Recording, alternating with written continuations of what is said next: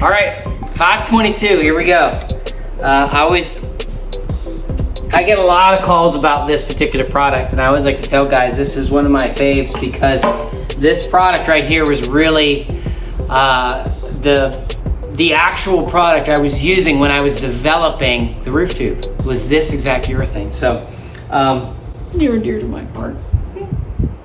I'm not nostalgic about much, but whenever I smell that, I remember some of those big jobs, and I was thinking, man, there's got to be a better way to do this. So, urethane, different than acrylics. I believe the base of this is a lot more like a xylene. If cleaning, you're going to use xylene, although I got to be honest, xylene's hard on the tubes. So, if you have to use xylene, don't leave it in there for any exposure. Try to use a small amount. You know, maybe dip the xylene, maybe pull the plunger rod out, dip the xylene in a rag, and wipe the seals off with it. Maybe just a tiny bit to flush the tube. All right. So here we go. Urethane, we're gonna do some fasteners with it. Note about this 522 is it will change viscosities depending on how hot it is. So say it's like a spring morning, 50, 60 degrees. This is gonna act a whole lot thicker than in, it's July, August, and the roof temperature is 140 degrees. So it's really important to make sure you have a range of tips. In the past, I've liked the 0.25. Unless I was really trying to go fast, then I would bump up to the 0.47. You will notice a stringer in between the screw heads. Not a huge deal if I'm going to be spraying it. But if that stringer bugs me, then I would go down to the 0.25. There are a couple things you can do. You'll get the hang of it, but if you pull straight up, the material will snap a little bit better. But like I said, the roof tube is built for speed, not so much precision. And if this roof is going to get sprayed anyway, those little stringers really won't matter a whole lot. So I love this product on fasteners. It cures fast. I'm not as worried about it. I mean, the acrylics aren't bad, but I'm not as worried about it as getting hit with the hoses and come back to spray. So also I do like how it will kind of just ooze in around that fastener and on that metal roof, and it just makes me feel great. Other thing that's awesome about this particular product, and one of the reasons that I love American Weatherstar, is they work hard to make things as simple as they possibly can. So if you get good at working with this product, this 522, a lot of their flashings, their fasteners, you're going to use this on metal, same product, same techniques on their Uracil system, which this is a great base primer. They have a sprayable version, which is another great system, which is their Uracil system, where you'll use that as a base coat, and then you can actually use this 522 on all the seams. And we'll show you that technique here in a little bit. But we'll start. Almost forgot a little chip brush. Makes things just, guys, urethane is just nasty. It just gets on you and it stays on you. Your friends will talk about you at parties because you look like the Tin Man.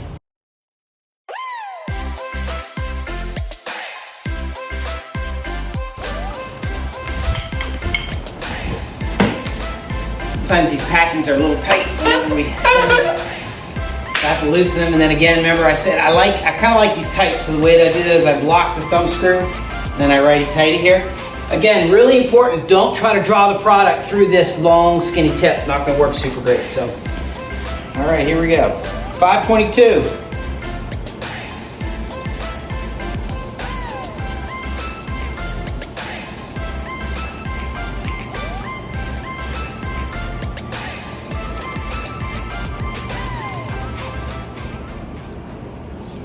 I'm gonna righty tighty this. Now that I've got these, and sometimes you need those packings tight for that bottom edge there. All right, I'm gonna scrape that off. Okay. And then I don't need that much material in this for this demonstration, so I'm gonna go ahead and go about halfway. Full tube, half full. Okay. I started with the 2.5. I think on this one I'm going to start with the 4.7. This product has been in my shop, which has been air conditioned, so it's probably a little cooler. It's probably itself is about, 75 degrees. So Get our material at the end. All right, here we go. And I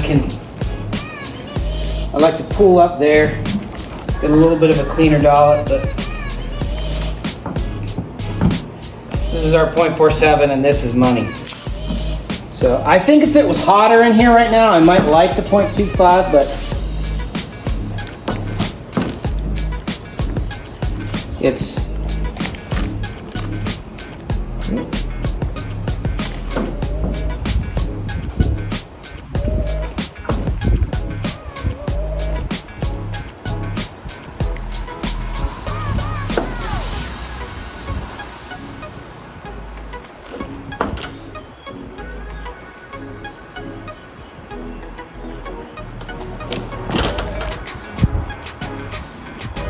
boom. Really, really clean, really fast. Gosh, I like that .47. So the only way I would switch to the .25 is if maybe I was doing a repair and I had a customer that I knew was really gonna look at the repair and I wanted that super tight, but on a coating job, this is just about perfect coverage. So yeah, I'm gonna recommend our .47, but I might order 1 or 2 25s just in case. But all right, that's fasteners. We're gonna go ahead and switch tips here and get a large. I think you're gonna want to use. This is what I use on my crews, especially when I'm the one running it, because with great power comes great responsibility. So with great speed and orifice size comes great responsibility. I'm really good at running this. Obviously, it's, I should be good at it, but some of your guys, they may drop too much and you might want to go with a smaller tip. So, but for right now, I'll show you again. This is how we're gonna vertically stripe our seams. I'm gonna push this along. I'm gonna put a little bit of pressure on the plunge rod. I'm gonna get a bulk of material and then I'm gonna kinda put this at a 45 and then push that up in. Might wanna loosen the packing. Sometimes it's nice to loosen those packings when you're going a little faster. Yeah, this has always been money. This is why I love this product so much. It's just, okay.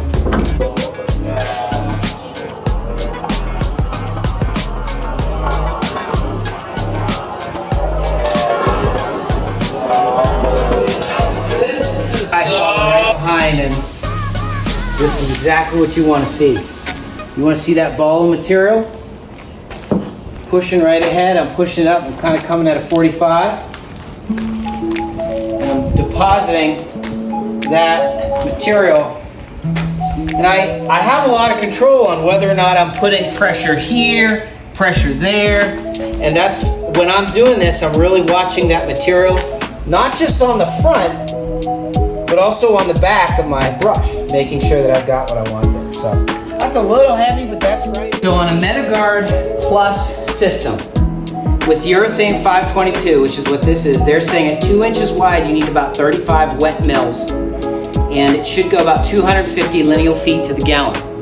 So this roof tube holds a half gallon, so that would be what? 125 lineal feet, which is very, very doable. If I had a giant 300 foot, I might actually open up 2 pails and have 125 feet. No, yeah, 125 feet down that.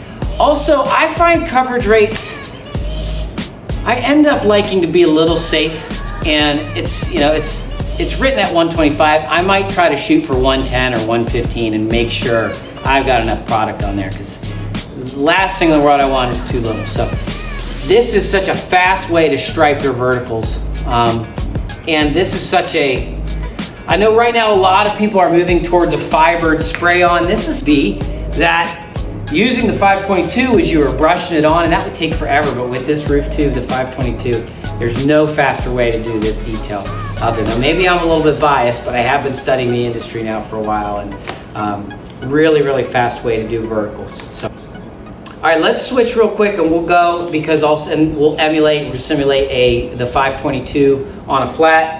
And so that would be forgive me for not knowing this off the top of my head, but that'll be their Uracell system. So if you were doing like a TPO or mod bit, flashing penetration curbs, that's the 6 inches.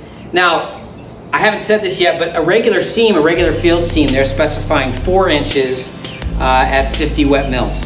So make sure you got your wet mil gauge. Also, don't forget about our handy dandy little chart there that shows you what 50 mils, roughly what, I think it's 60 mils on here, but you can sort of use that as a guide. So let's go ahead and let's do a 4-inch field seam and show you what that looks like here. A 522. And we're going to show you here my favorite flat seam sealing technique. I've got my largemouth seam sealer tip on there. I've got some in there. I'm going to go ahead and do a draw again. I'm just going to put this right in there. We're going to do a 4-inch. And sometimes when I'm drawing it, I like my packings a little tighter. I don't know if you can see, but I righty tighten and I tighten those packings up. And then sometimes once I've got them all the way up, you'll see me loosen it again. But actually, it's nice to keep them tight until you get to the work area. So I've got that brush screwed in there. Really nice, kind of keeping your work area. So what I'm going to do is a 4-inch wide. A couple ways to do it. This stuff is so smooth that I might go ahead and do a pass like this. And then what I'll do is I'll come back. So on my first pass that's close to me, I have the heel of the tube. I have this buried, what's closest to me. On my second pass, I've got the toe buried, and what that does is it gives me a little bit of what I call a crown and feather, where you're actually kind of tooling this in as you go. And that's a really heavy application there, but we'll go ahead and smooth that out. If this was a field seam, you only need to do 4 inches, and I might just do that again with this regular chip brush. Make sure we're getting that at the proper millage. I'll reference that here in a second. I forget what it is off the top of my head. But that's a nice 4-inch wide strip. Now we'll go ahead and show you what that 6-inch pass looks like. I'm going to carry it upside down in my work area. And I'm going to go ahead and do a little serpentine kind of a thing. Actually, I don't remember that.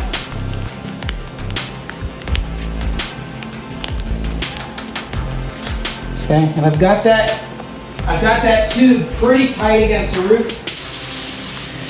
You can see that tighter pattern there. Man, it's just such a smooth product. So there you have that nice 6-inch wide pass. Feathered, really, really nice. Go ahead and zoom in there so they can see what that finished product looks like.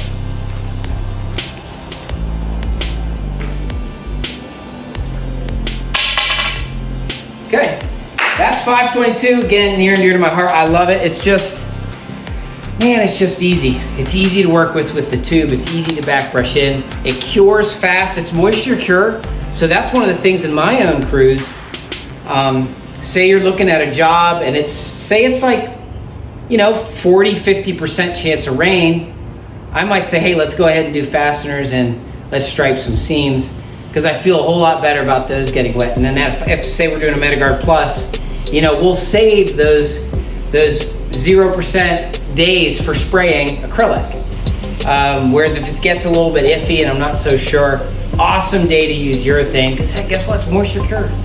So if it gets wet, it's not going to run off the roof. You're not going to stain the customer's driveway. You're not going to have to redo what you did. So love. If you can't tell, I love that product, that 522. All right, so we're going to head now to our 422 silicone. Let's go.